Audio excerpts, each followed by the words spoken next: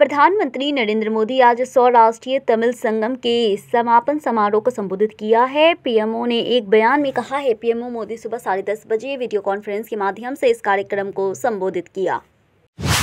प्रधानमंत्री नरेंद्र मोदी ने परियोजनाओं में देरी और वोट बैंकों की राजनीति को लेकर के पिछले सरकारों पे निशाना साधा है और कहा है उनकी सरकार ने नई कार्य संस्कृति की शुरुआत की है।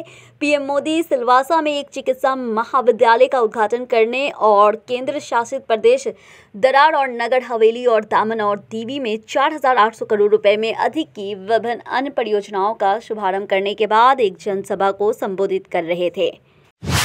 प्रधानमंत्री नरेंद्र मोदी ने कहा है वो अपने रेडियो कार्यक्रम मन की बात की 100वीं कड़ी की बेसब्री से इंतजार कर रहे हैं, जिसका प्रसारण 30 अप्रैल को होना है।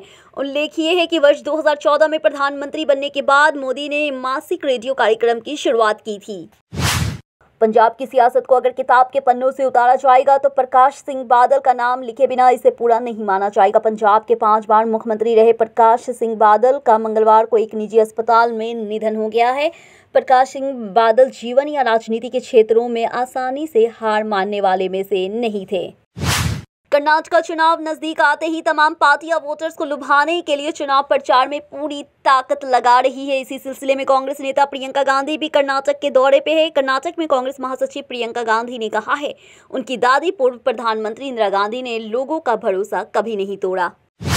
उत्तर प्रदेश के मेरठ जनपद में तैनात डॉक्टर अखलाक को स्वास्थ्य विभाग ने निलंबित कर दिया है। मेरठ के मुख्य medical officer doctor Akhilesh Mohan ने अखलाक को निलंबित किए जाने की पुष्टि करते हुए बताया है कि शासन के आदेश पे ये कार्रवाई की गई है। ओलंपिक पहलवान विनेश फोगाट समेत अन्य पहलवानों का भारतीय कुश्ती महासंघ के खिलाफ प्रदर्शन जारी है। इस बीच विनेश फोगाट ने पुलिस पे यौन उत्पीड़न के शिकायतकर्ताओं की पहचान लीक करने का आरोप लगा दिया है। विनेश ने कहा है इसकी वजह से भारतीय कुश्ती महासंघ के अधिकारी शिकायतकर्ताओं को धमका रहे हैं और शिकायत वापस लेने के लिए मजबूर कर रहे हैं। चीन ने कहा है रक्षा मंत्री जनरल ली शंगफू से रक्षा मंत्री की बैठक में भाग लेने के लिए इस सप्ताह भारत का दौरा करेंगे। दौरे के दौरान ली की रक्षा मंत्री राजनाथ सिंह के साथ बातचीत होने की उम्मीद है। बिहार के उप मुख्यमंत्री तेजस्वी यादव ने बीजेपी पे जम के निशाना साधा है।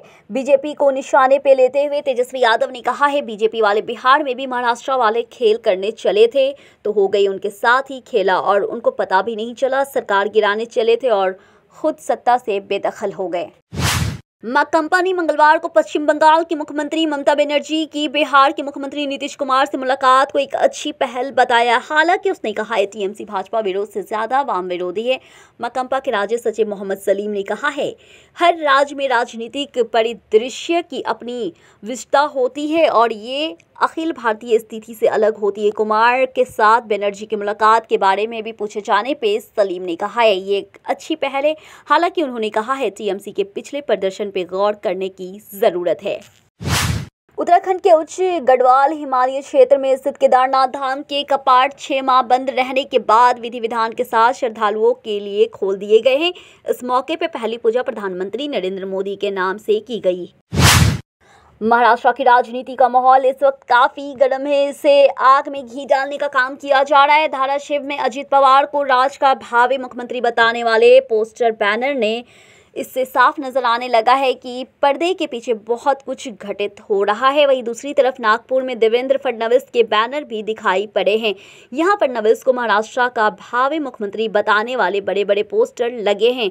अब सीधा सवाल उठ रहा है कि क्या फडणवीस शिंदे की जगह लेने वाले हैं?